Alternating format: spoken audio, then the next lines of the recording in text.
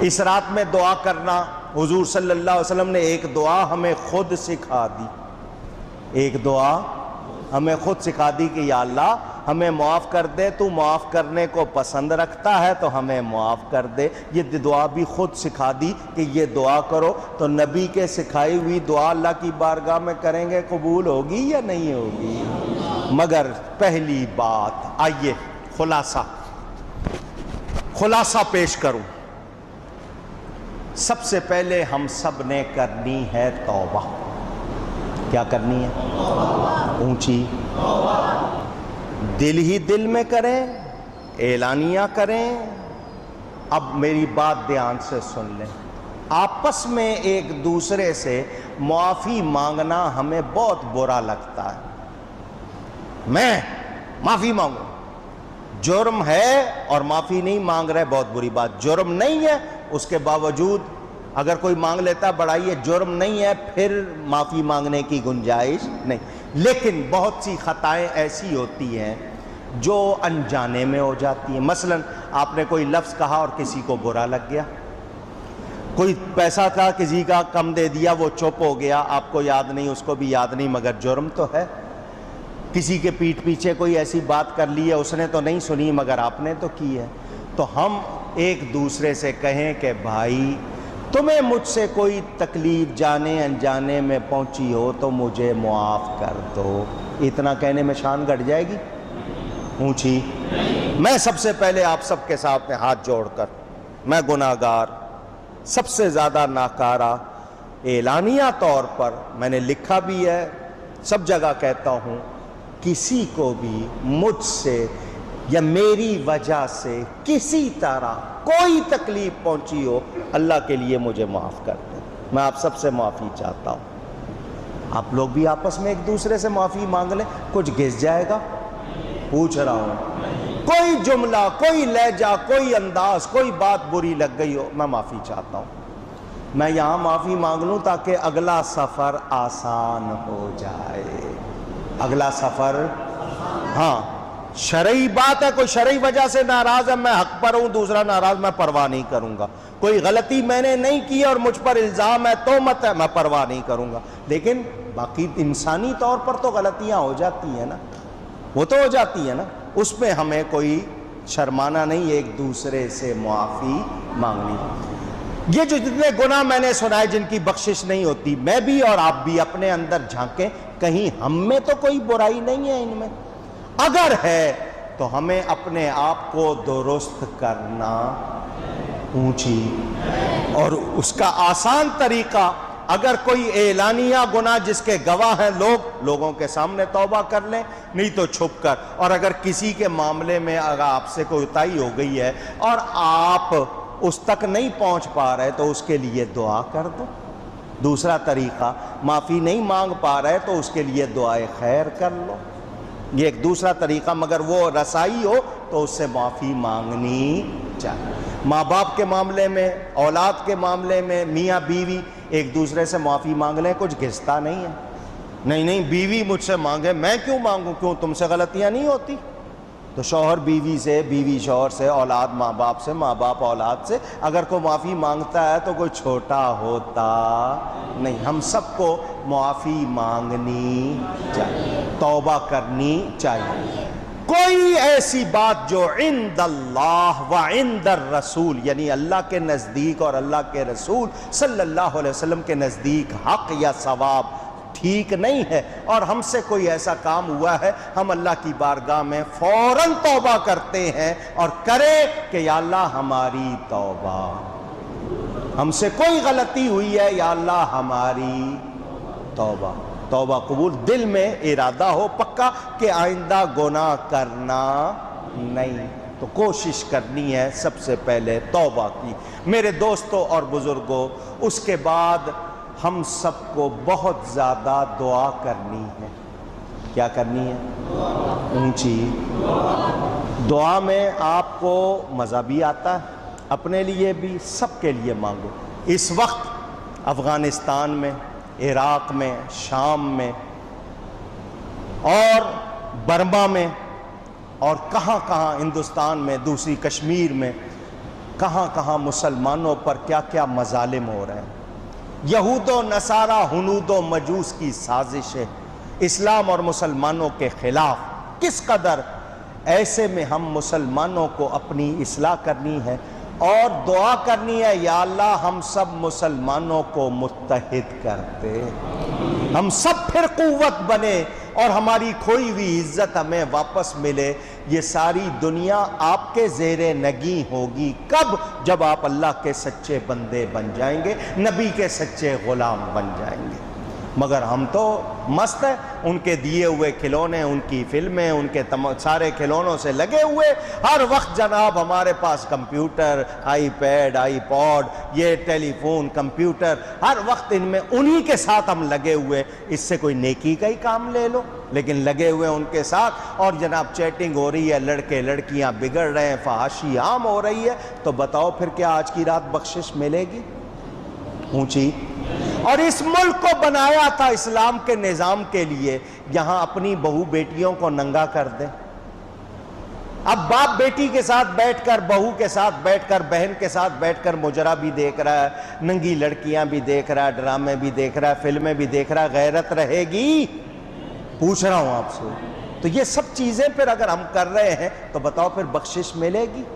مجھے اور آپ کو بدلنا ہوگا۔ ہمارے ہاں وعدے کی پابندی رہی نہیں، جھوٹ بولنا عام۔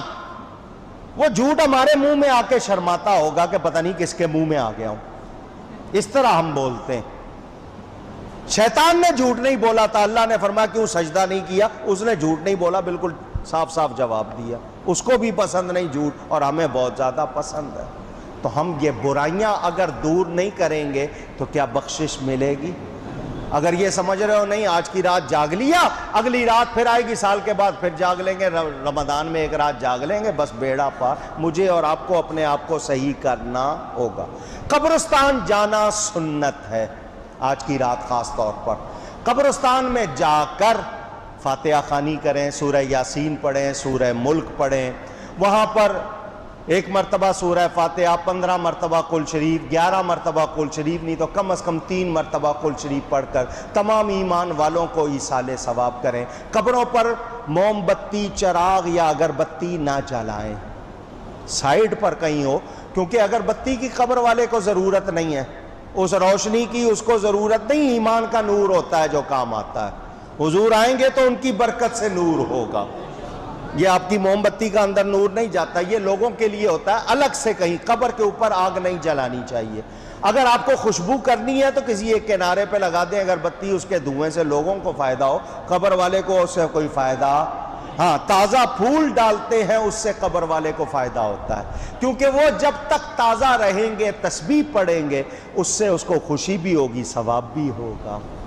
پھول جب تک تازہ رہتے ہیں، تسبیح پڑھتے ہیں اللہ کی، وہ قبر والا سنتا ہے، خوش ہوتا ہے، اس کو ثواب بھی ہوتا ہے، ڈالنے والے کو بھی ثواب ہوتا ہے۔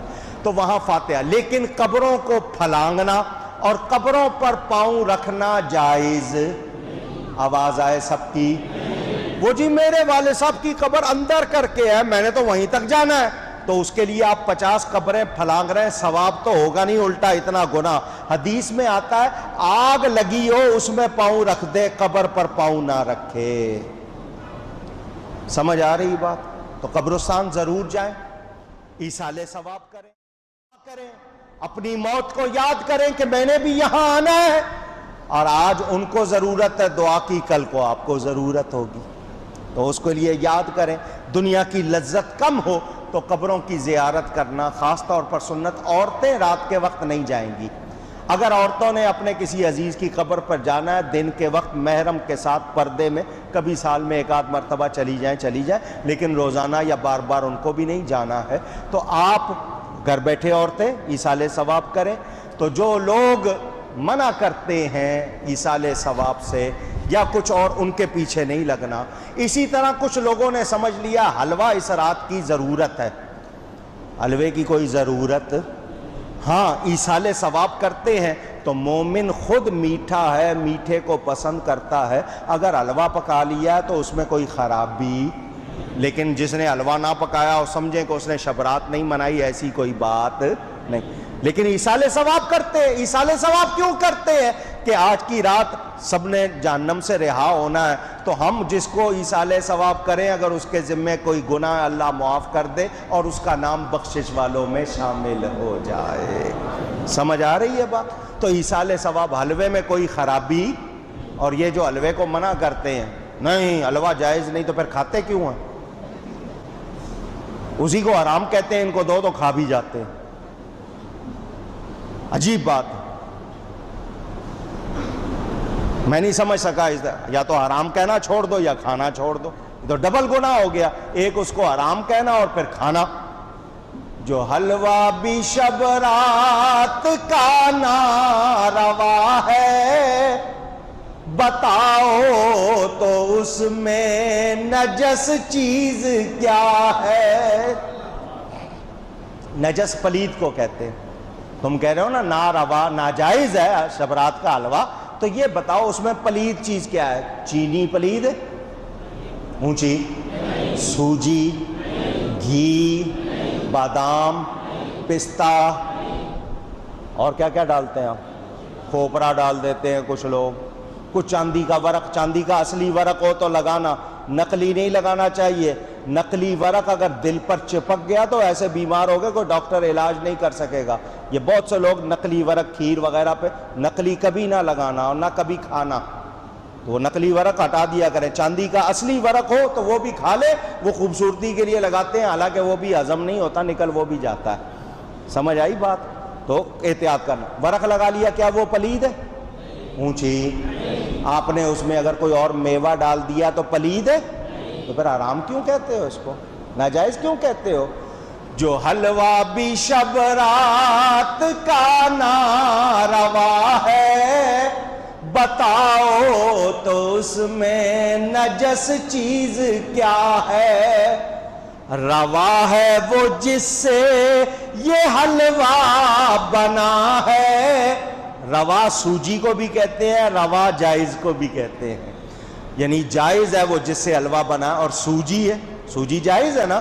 روا ہے وہ جس سے یہ حلوہ بنا ہے، حقیقت میں نجدی تیرا منہ برا ہے۔ تیرا منہ حلوہ کھانے کے لائق، تم کھاؤ کوا، ہم کھاتے ہیں حلوہ۔ جو کوا کھاتا کائے کائے کرتا ہے، ہم حلوہ کھا کے نبی کی نعت پڑھتے ہیں۔ آج کی رات کی عبادات، سب سے پہلی بات بتا دی توبہ، آپس میں کوئی لڑائی ہے وہ دور کرنی ہے اور توبہ کرنی ہے۔ آج کی رات کی عبادت توبہ، استغفار، نوافل، قرآن کی تلاوت،